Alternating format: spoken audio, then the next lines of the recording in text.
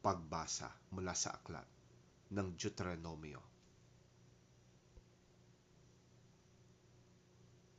Ngayon ay ibinigay nga sa inyo ng Diyos ninyong si Yahweh ang mga tuntuning ito.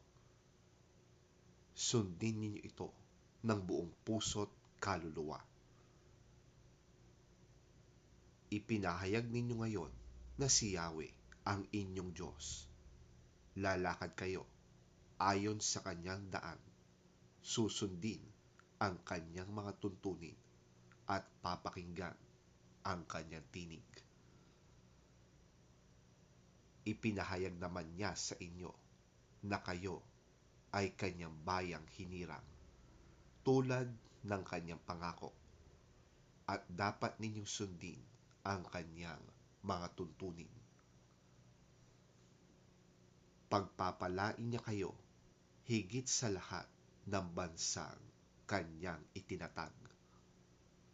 Kayo ang bansang nakalaan sa kanya. At tulad ng kanyang pangako, kayo ay tatanggap ng papuri, katanyagan, at karangalan.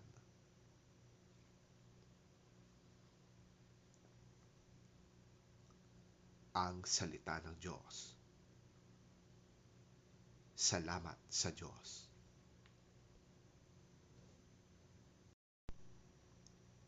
Ang mabuting balita ng Panginoon ayon kay San Mateo. Papuri sa iyo, Panginoon.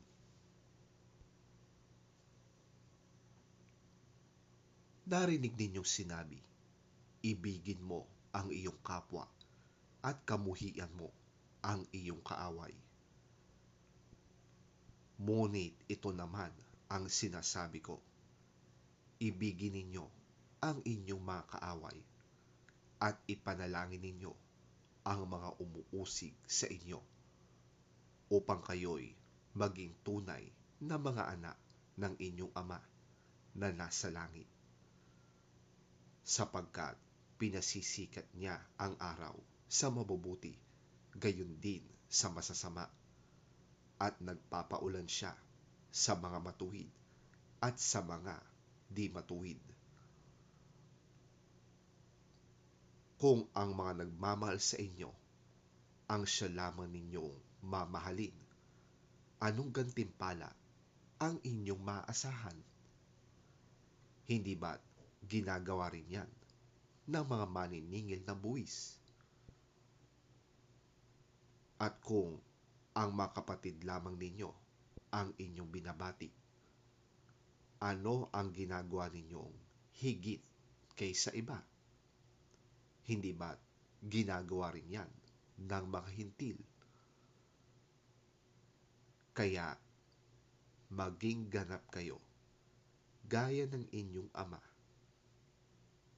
na nasa langit.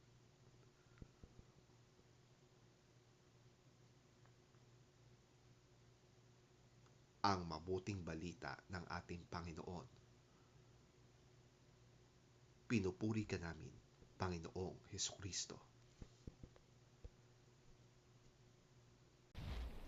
You have heard that it was said, love your neighbor and hate your enemy. But I tell you, love your enemies and pray for those who persecute you, that you may be sons of your Father in heaven. He causes his sun to rise on the evil and the good, and sends rain on the righteous and the unrighteous.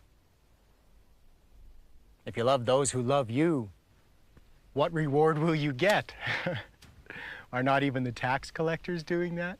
And if you greet only your brothers, what are you doing more than others? Do not even pagans do that? Be perfect, therefore, as your heavenly Father is perfect.